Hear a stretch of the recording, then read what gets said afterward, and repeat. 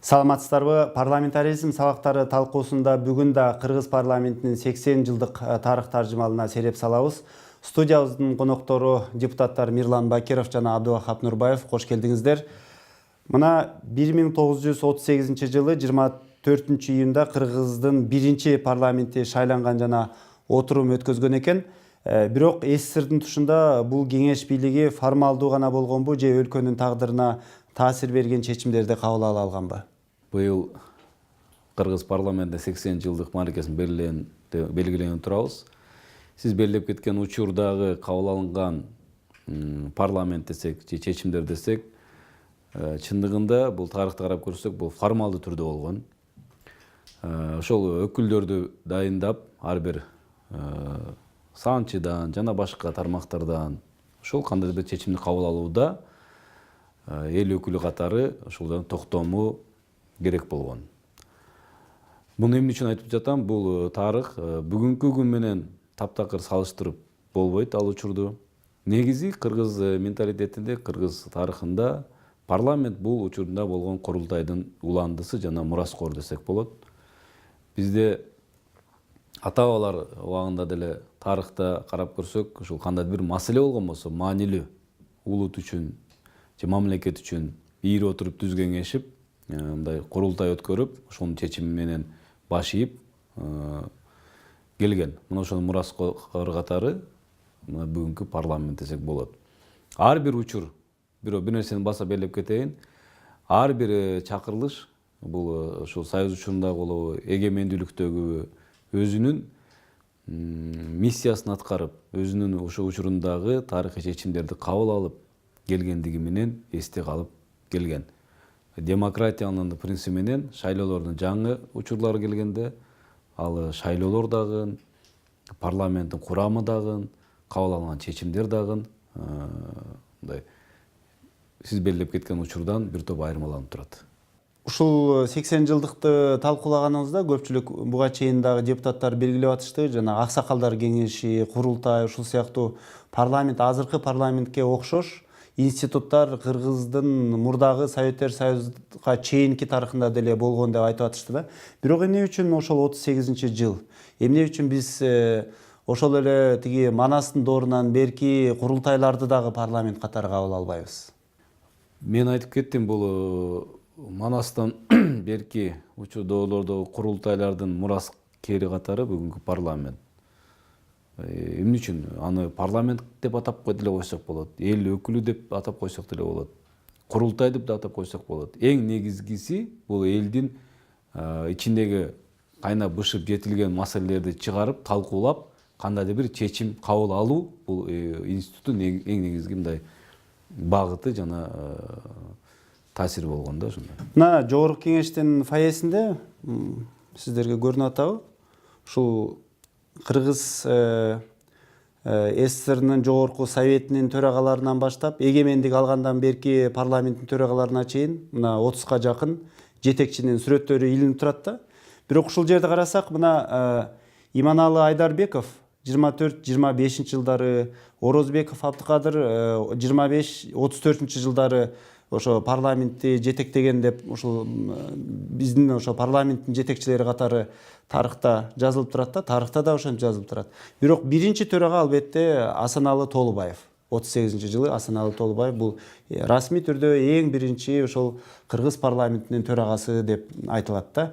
Эмне үчүн Иманалы Айдарбеков, Абдыкадыр Орозбековду дагы чогуу айтып жүрөбүз да. Алардын ушул Кыргыз парламентин негиздөөдөгү ролу кандай болгон? Анткени чынында эле биринчи парламент 1938 жылы 24 июнда шайланган Кыргызстанда. Бирок 2017 жылы октябрь революциясынан кийин ошол парламенттин милдетин жумушчу дыйкандар депутаттардын кеңеши аткарган.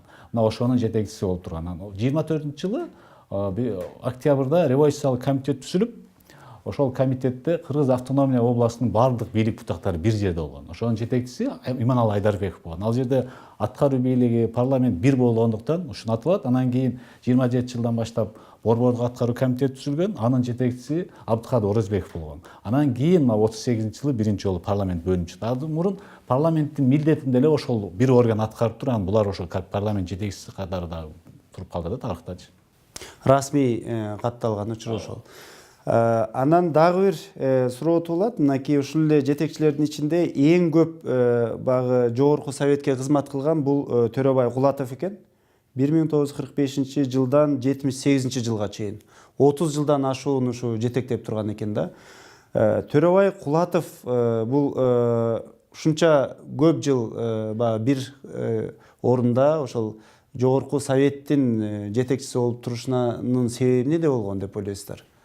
Эми бул Советтер Союзунда система болгон да. Ал жерде коммунистик идеология болгон, анан ошо бир калыпта эле ошол бир нерсени кармап турушкан. Ал жерде атаандашык деген болгон эмес, ошол эле демократия деген болгон эмес. Бардык нерсе партия менен өкмөттүн чечими менен болгон.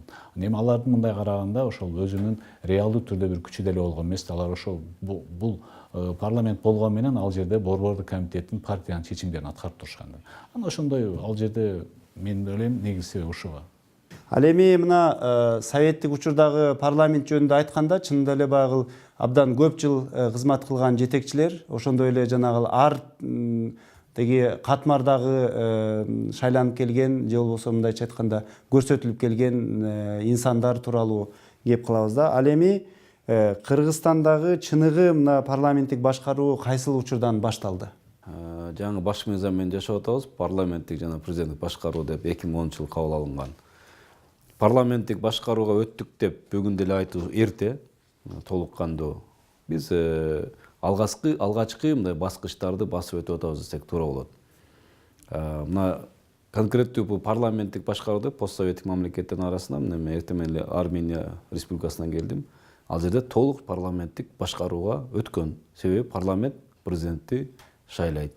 Парламент өкмөттүн толук курамы менен бекитип, жоопкерчиликти экономикалык дагы, башка саясаттарындагы толук парламент өз мойнуна алган.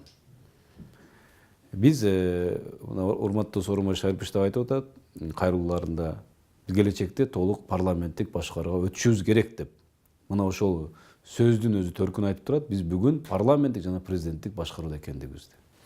Мен кошумча кылып кетейин.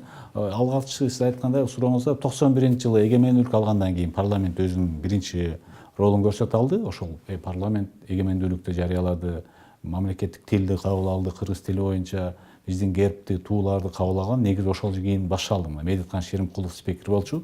Мына ошол убакыттан баштап коомдогу көп нерсе парламенттин ичинде талкууланып, ошол жерде чечим кабыл алына баштады. Кийин кээ бир убакта түштү, бирок көтөрүлдү. Негизи 91-жылдан кийин эле Кыргызстанда парламент өзүнүн ордун көрсөтө алды. Анткени негизи эле карап көргөндө парламенттин ичинде болуш керек экен да бардык нерсе.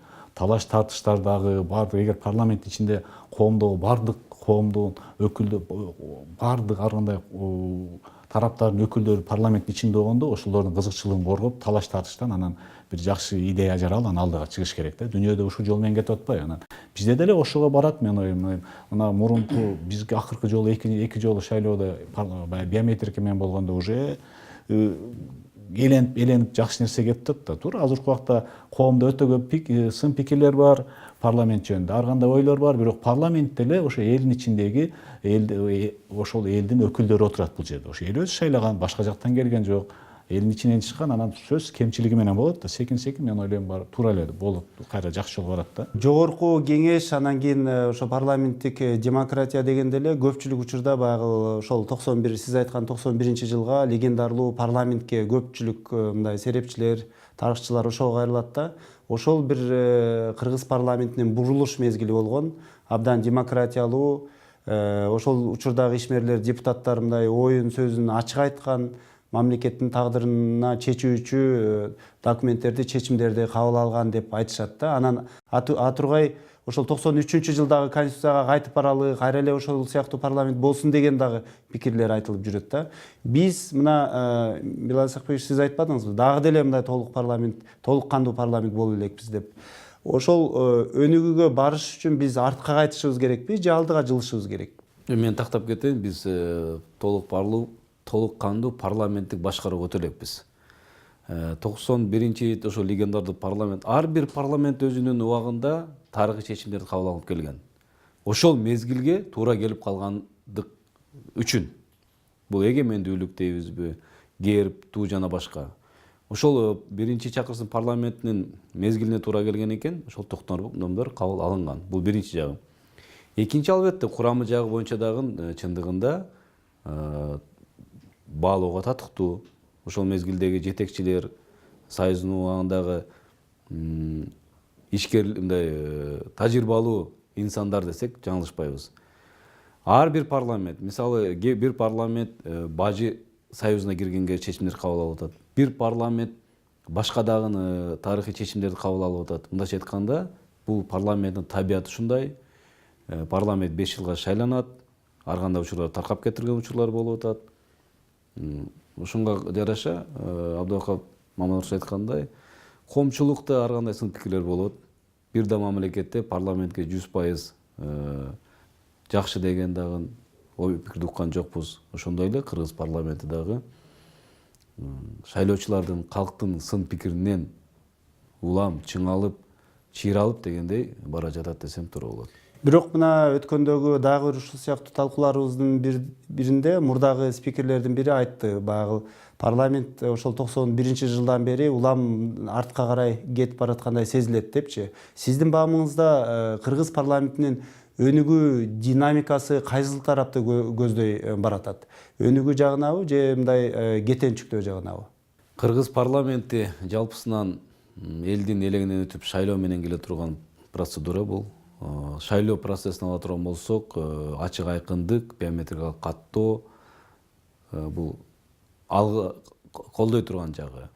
Бүгүнкү парламенттин курамы ар кандай тармактын өкүлдөрүнөн турат.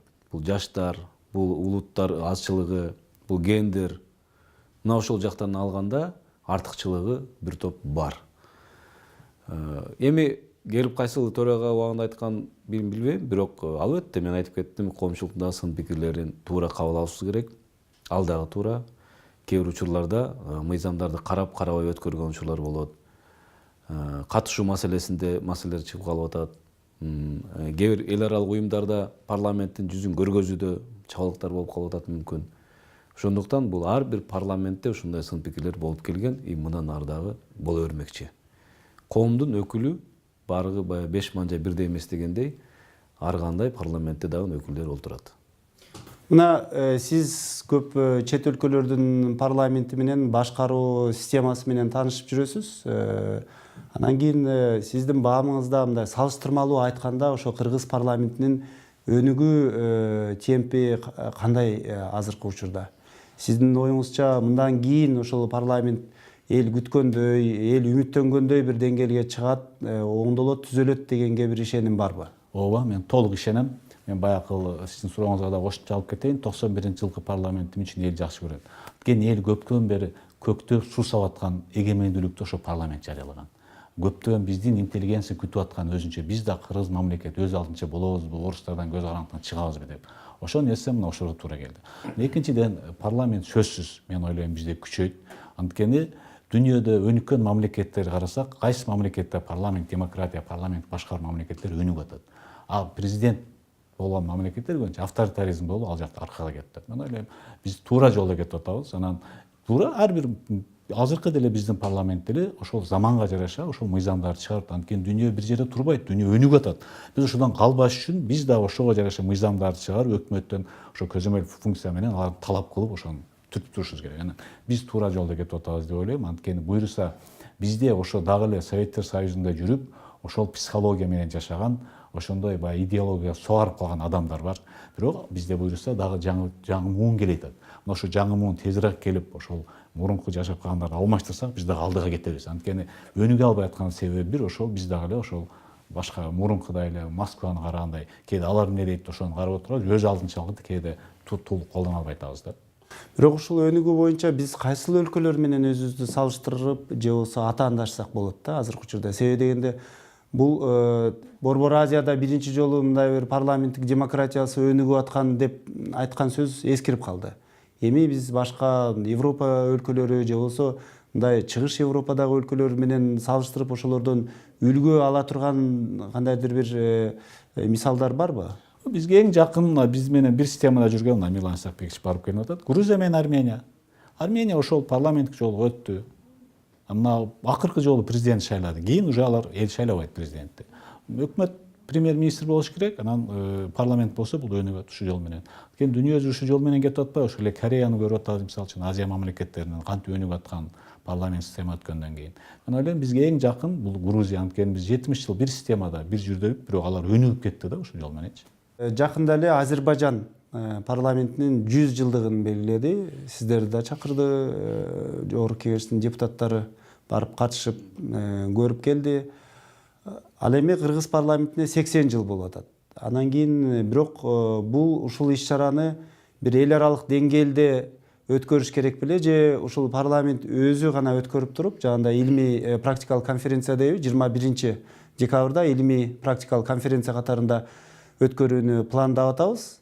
Анын себеби эмнеде? Эмне үчүн бул Кыргызстан эл аралык деңгээлде ушул Кыргыз парламентинин күнүн 80 жылдык юбилейин өткөрүүнү чечкен жок?